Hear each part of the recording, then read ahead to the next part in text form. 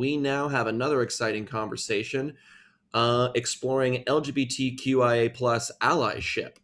And we have some awesome speakers. So a little bit about this. In order to support our LGBTQIA plus colleagues and friends, we need amazing allies. And how do we define allyship? And what can our male cohorts and coworkers do to support and uplift their fellow team members? We are joined by a panel of amazing allies, including Shannon Cuffley, who is Senior Administrative Assistant in Global Brand Marketing at T. Rowe Price, and Yvonne Alston, founder plus principal, Indelible Impressions Consulting, LLC. Our panel looks forward to your questions, so please do use that chat feature. And this talk is sponsored by T. Rowe Price.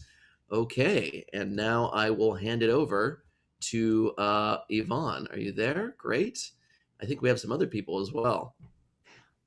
Hello, thank you, Hunter, for that beautiful introduction. I'm excited to be moderating this conversation today with Yvonne and with Shannon. So let's just jump right into it because I know that time is going to fly by.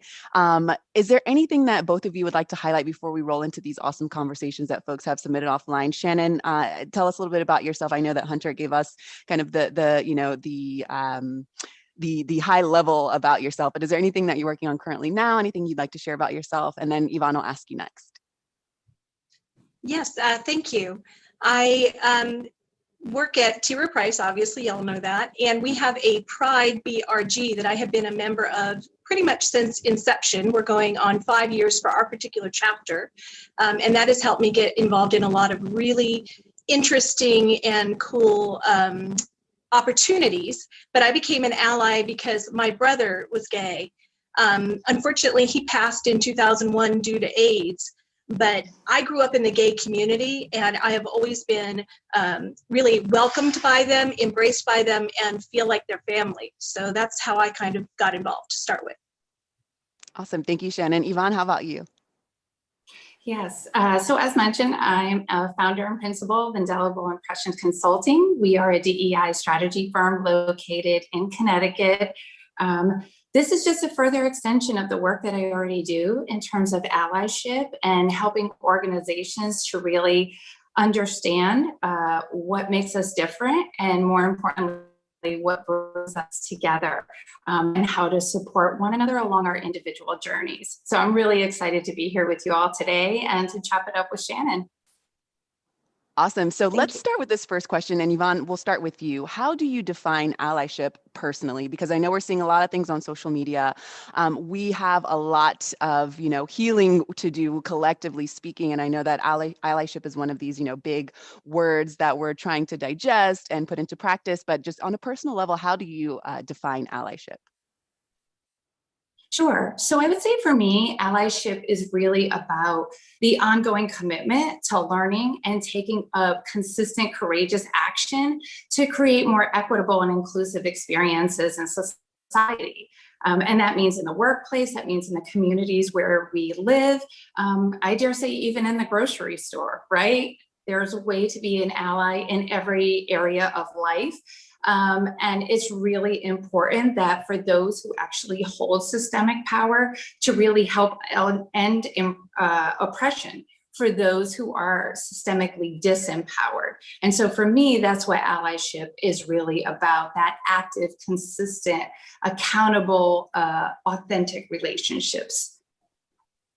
Beautifully put. And I know that it's so hard to define in one sentence what that is. So thank you for diving in. And I'm sure as we roll through these questions, you'll be able to share more about your journey and just unpack that a little more. Shannon, I'd like to ask you as well, what is your personal definition of allyship?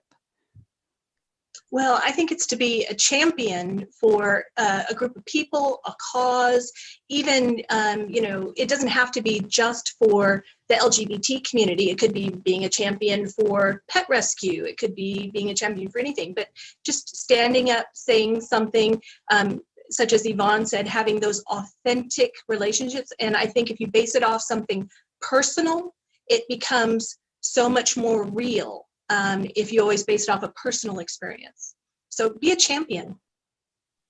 Great, thank you for that, Shannon. And I just want to hold on to your mic, Shannon, for a little bit as we roll into this next question. So, and Yvonne, I will ask you this next. But Shannon, as as an ally of the LGBTQIA plus community, what are some ways that you support your LGBTQIA plus colleagues and friends? So specifically, at work, and of course, you can take this out of the workplace as well into the grocery store, as Yvonne was mentioning before.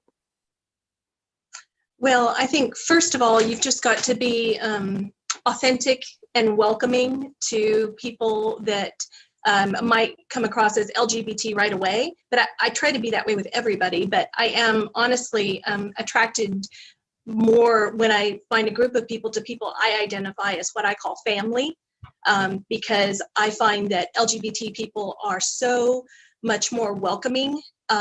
They're so accepting of everything. So personally, I just always smile. I even just a little nod, even if it's not somebody I talk to. Compliment someone. That's a big one.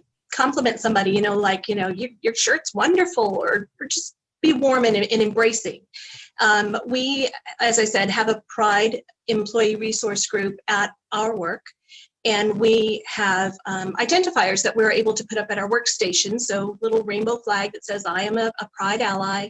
That's one way. We have little lapel pins. We attend meetings for our employee resource group. We also have an online community where we're able to exchange a lot of stories and opportunities and events, and that goes globally. So I get to see what's going on in London, I get to see what's going on in Colorado Springs, and I can support those people virtually. It doesn't have to just be when I'm face to face with someone, but it's be welcoming is the biggest thing, really.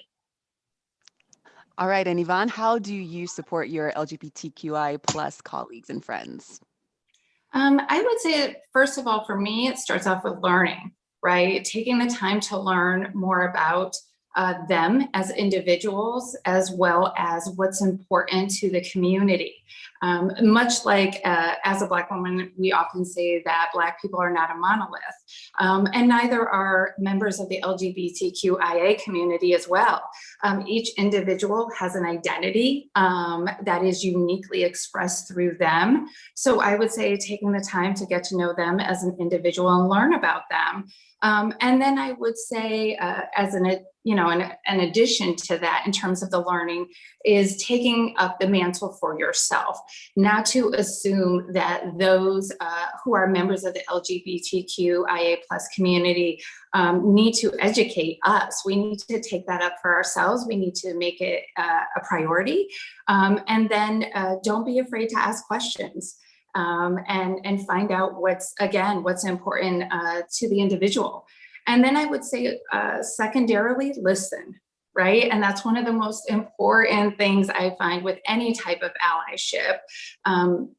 Listen to what the needs are. Don't be afraid to ask, because that's really important. Just as you would any other person, I think, of any other community or group, ask them what it is that they need, and then be there to supply it.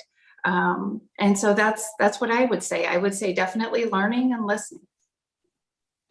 So for those of our live listeners who are tuning in now, you all know I love speaking about emotional intelligence and the importance of emotional intelligence in the workplace. And both of you are hitting hard on some of the pillars in emotional intelligence, which is, active listening, the self-reflection piece that brings, curiosity, but also with empathy. You're not just like, hey, what do you drink in the, for breakfast? You're like saying, what do you need to be more holistic, to make sure that you're comfortable, to make sure we're respecting each other, this, mutual coexistence. I love that both of you are highlighting that. And just to stay a little bit on this identity piece, Yvonne, you were speaking about this.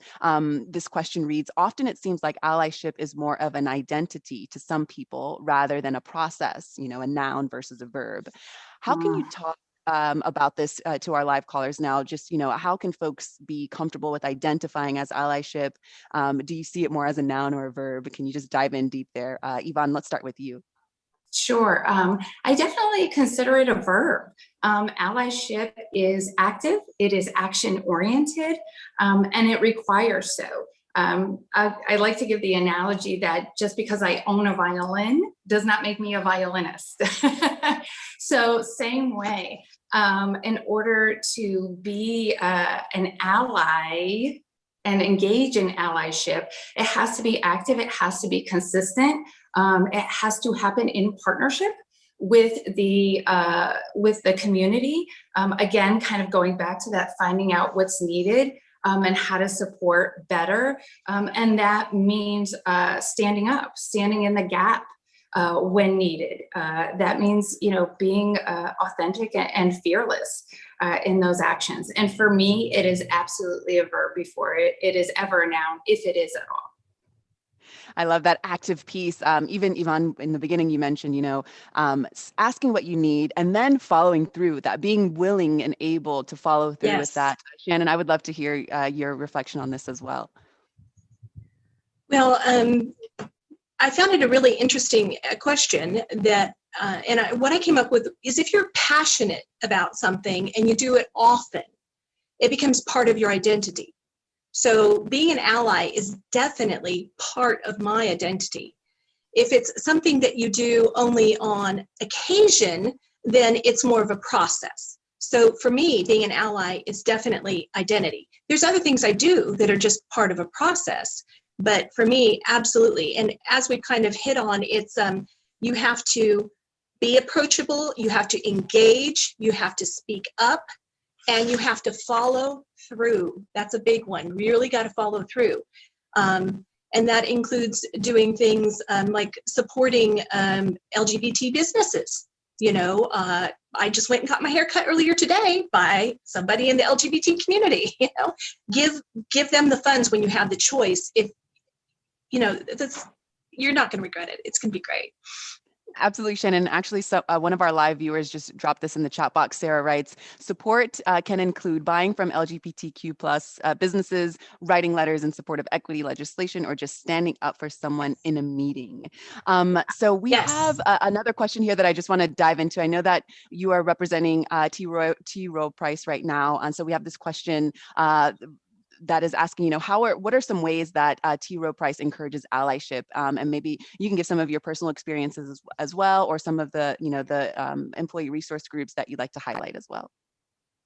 Well, I've already referenced it once. We have an employee resource group that I'm a participant in, yes. But we also have trainings that are offered through our online learning. And actually, when we're back in live, we do some live trainings as well on how to be an ally. There's also trainings that we offer in-house that are how to listen, how to engage, how to give feedback. I mean, there's a lot of things that T. Rowe does to support their associates in many of our employee resource groups, whether it is in Pride, or we also have one to support veterans called Valor. We also have one for women called Wave.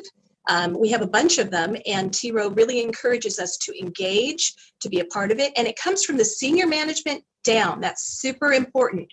That's one thing that really allows us to do everything we do, is that our senior management not only supports it, but they sponsor it. And that goes all the way down through all of our associates, that because they support this, it allows us to participate in it and spend time on it, work time even, which is fantastic. Awesome. Thank you. I can go on a little more, but I don't want to take up too much time. Yeah, I know, because we have about 15 minutes left, so don't worry. Feel free to share more in some of the follow-up questions that we have here. Yvonne, I would love to bounce to you. And actually, one of our live listeners now writes in the chat box, Andrea writes, I have a question. On a webinar yesterday, a trans woman said that she doesn't like when people refer to themselves as allies. She says it makes her suspicious of that.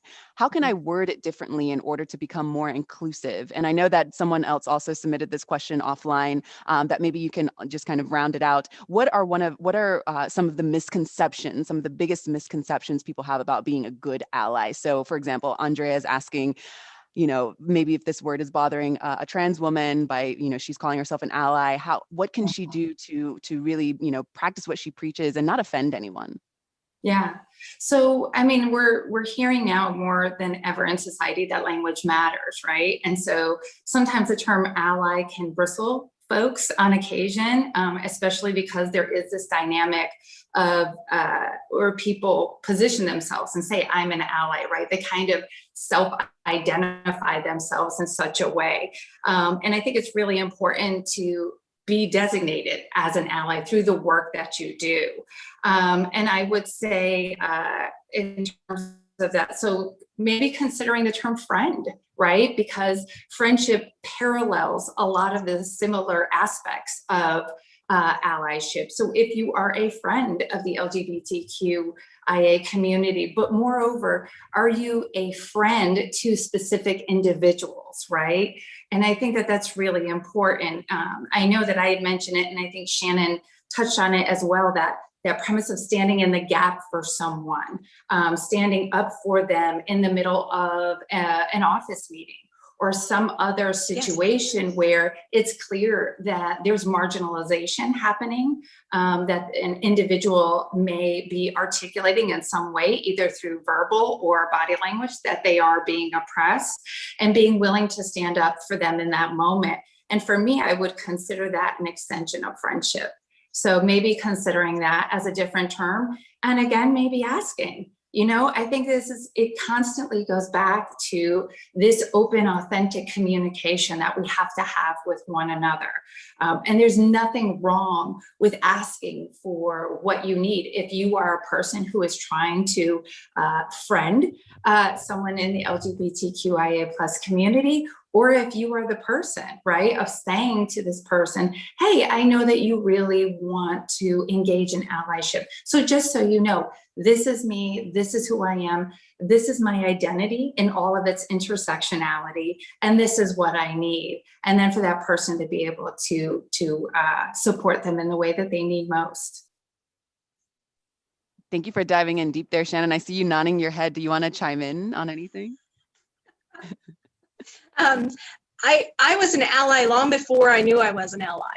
It's a label that I was given, and I embrace it because sometimes you don't know what something is until someone tells you what that label is. It's like, oh yeah, that's me. I've been that. Yeah. Because I've been a friend to the LGBT community for so long. The label ally is something that was put there, and I embrace it.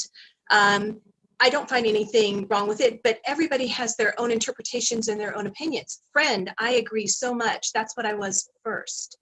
And we love to label things. People love to label things. They want to put labels on everything. So if they want to call me an ally and they want to put all this cool stuff that I can do under that label, and then I know that I can search for that and find those things under ally, well, that works for me. You don't have to call me an ally. I'm not engaged, married to that. I just am. And I don't come in and say, I'm an ally. I'm like, hi, how are you? Would you like to join this conversation? Or somebody sitting by themselves. Let me sit down and go over and talk to you. Or someone who looks like they have something to say and is not getting a chance to say. Bring them in, draw them in, engage them. But that goes back to what we said earlier, is be welcoming, engage them, be authentic, and follow through. That one's huge. Whatever you say you're going to do it. Don't be like, oh yeah, I'll be there. And no, follow through. That's huge. And these are just basic common sense things. Yes, I love it. And actually, we've got the chat box is on fire right now. So I'm just going to highlight some things that folks are saying, and then I'm going to ask you all the question as we reflect together. So Sarah asks, can we really label ourselves allies, or should we avoid personally labeling ourselves and allow marginalized group to use ally or not? I think that both of you have just touched on that. So thank you, Sarah, for that question. Feel free to dive more as we roll into the next 10 minutes of this conversation. But I want to move on to Bailey's question here, or actually this reflection that Bailey writes, Tom Bailey, being an ally requires one to be vulnerable, willing to stick your neck out, a real form of courage. And I think that he is quoting Brene Brown there, because Brene Brown's in parentheses. So thank you for that, Tom. And then we have Lois, who writes, you could also place an emphasis on the action. I am passionate about allyship on behalf of the community, for example, and then let members of that community label you as an ally if it is appropriate or if they see you follow through. So Yvonne and Shannon, would you like to comment on some of those? I absolutely love that. And again, that's part of my philosophy, right? Is you do the work. as Shannon even said, don't worry about the labels so much, right? It's really about the work. It's really about the connection, feeling the empathy, putting yourself in the other person's shoes and what you can do to help. And I really do think that it's important that we get away from this self-preservation aspect. If you're really dedicated to the work of allyship, that means when you go in to stand in the gap, you do it unapologetically authentic.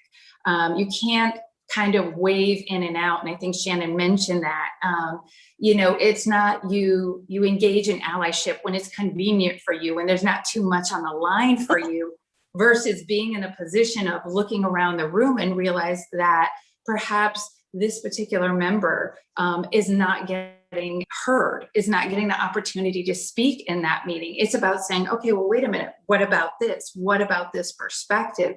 This is really important to include as well. But I don't think that it's a pick and choose kind of thing. Either you're in or you're out. And I understand it's not necessarily always binary, but for me, I will say on a personal level, I want to be all in, and I want people to know that I'm all in. And if that means that I have to stand up and I have to take a couple hits on behalf, well, that's what it's going to take to get change done in the boardroom, in the conference rooms, and out in society. And that's what I mentioned earlier about the grocery store. Sometimes you have to stand up for someone else, or stand in a gap in those type of environments too. And that's really important, because then that becomes not just what you do, but it becomes who you are. Mm-hmm. Absolutely. But and Shannon, also, would you like to add anything? Say, go for it. Yeah. Oh yeah. I'm all about the all in, but I've been there for years. So it doesn't have to start all in. It can start little. You can start with, just acknowledging people, being friendly to people. I mean, just if you're contemplating allyship, it doesn't have to be all or nothing. You can start small. You can start in smaller groups, in more personal engagements, in smaller ways, and build your way up. It doesn't have to go hard. But I mean, there's those of us who choose to go hard. Let's put on the pride gear and go out and march and support people and do whatever we can do. Sign, like they said, sign the petitions, pay attention, be on the websites, support groups. Just action does it. As Yvonne said. Yeah. Follow through. Yeah. And I just want to clarify, when I say all in, I'm not necessarily saying, just hoorah and you go into every single situation on full tilt. It's just a matter of being fully committed. And I think that's what I mean. Yes. But when I say all in, I just mean wholly committed, to the extent that, again, you're not so worried about self-preservation in every scenario, but it's more about speaking out and speaking up for. And I think that that's whoever it is, whatever the marginalized or the oppressed group is. And you can do that in small ways. Yes. You can do that by calling people in, certainly, versus calling people out. And you can do it little by slow, but it really does, I do feel, take that wholehearted dedication that needs to be there to really showcase that you are a part of it and you are truly, I guess you could say, all in. I love that both of you are essentially highlighting that there is a spectrum to allyship, right? And it just depends on where you are in your life, what is happening in your community, what's happening online in the digital space. And so clearly you all have done your own work to get through, to be where you are today. I would love to hear from both of you just a little bit about that process, because this question reads, just the feedback and the criticism that comes with this process of developing, where you want to be on the spectrum of allyship. Can you both speak to a little bit of your process? I know, Shannon, you spoke about, you started as a friend, you have someone in your family who was close to you, so you automatically went in, to supporting that community from the jump, and how that has, expanded and evolved up into today. Is there anything else that you'd like to share about your process and this journey? Well, it started back in a long time ago, as being part of the LGBT community, and that was before you had the opportunity to really kind of speak up and speak out and support businesses. It was before there was a lot of petitions. So, I mean, there's just a lot more engagement that's available now, especially with the online communities being as robust as they are, that didn't used to be a thing. You used to go hang out at the Rocky Horror Picture Show at midnight, and support your community that way. There's a lot of different things that we started small, but I just love all the additional ability now to support the communities in many other ways. And I love that T-Row is so supportive of this. And that is part of the reason why I have been with them for so long, is their philanthropy is just amazing. They say you should do these things, and then they give us the opportunities to go do these things in our communities that we live in, that we work in, that we play in. And when you have a company that's that supportive of you doing these things that make you personally feel like a better human being, well, that's just wonderful. That's just, yeah, they're gonna make me retire. I'm not leaving voluntarily. Is there an experience that comes to mind, just, one of the top moments that you're like, you're speaking about at a very high level, but is there can you speak a little bit more, tangibly on the specific instance where you went and did something with the community, or you donated or something like that really moved you? Actually, there was a couple opportunities to meet some individuals within my company that really moved me to educate myself a lot further on some subjects that I felt that I was lacking knowledge on. One is I have a trans coworker, and I was able to really, by listening to them give some other speeches, they're very active in our Pride ERG, I got to find out so much more about what it's like to go through the process, and to the challenges that are faced by trans associates. And some of the most eye-opening things to me were bathroom facilities. When you're going through the transition, it's really difficult to know where you stop going to one bathroom and start going to the other, and you don't get these weird looks because not a lot of corporations have family bathrooms. So that was a really eye-opening moment for me to go, oh, so when I see someone going in the bathroom that isn't necessarily gender identified one way or the other, and they're really kind of asexual looking or something like that, go with it. Just be fine with it. And when I went to the Out and Equal conference in Philadelphia in 2017, they actually had bathrooms that were non-gender specific, that were just stalls. And it was just like, the men can go in there, the women can go in there, the trans people can go in there, the bisexual people, everybody can just go in there. And I was so excited by that concept, like in Europe, which that's fine there. But I was like, oh my God, America gets it. This is amazing. So that was kind of a moment for me. And another one is I have another coworker that identifies as non-binary, and I still have a long way to go with learning how to use they, them, rather than he, she. So that is something that I'm constantly working on. And I almost wish that I had more coworkers who were non-binary so that I could get better at using those personal pronouns. So that's a soft call out to get more folks, applying to T-Row so that you can have more of those opportunities to learn together and grow together. So we've got about 2 more minutes left. I want to ask the both of you. Yvonne, let's start with you. Just what's the one thing you want folks who are listening now to walk away with? We've talked about a lot of things. There's so much to still talk about, but what is one thing that you want folks to walk away with after we finish this conversation? I have to go back to the authenticity and being unapologetically authentic about allyship. And that stops being afraid to stand in the gap for others and lifting them up through advocacy, and looking for those opportunities to do so. Even if you found it difficult before, there's no better time than now to start addressing these inequities and empowering others. I think society is ripe for it. So walk through the door, you won't regret it. I love that encouragement. And Shannon, how about you? Any words of wisdom that you'd like to share? What's one thing that folks should pay attention to before we end this conversation? Not all actions need to be big. Small things build up through time to either build you up or tear you down. So little actions you do, the smile, the nod, the welcoming, all of these things will add up. Start small, it'll become big. Either way, positively or negatively, remember that. words of wisdom from both of you. This has been a pleasure to just, share virtual space and just unpack some of these really complex and real topics, just so that we can have them closer at heart and keep them in mind. So thank the both of you, Yvonne and Shannon. Thank you so much for taking time out of your busy schedules to drop knowledge with us today. And Hunter, I'll pass the mic back to you.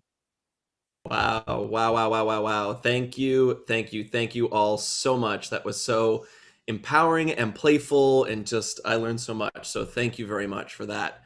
Okay, we have more speakers. We have so many amazing speakers today at the Power to Fly Diversity Reboot Pride at Work Summit. Thank you all so much for joining us today.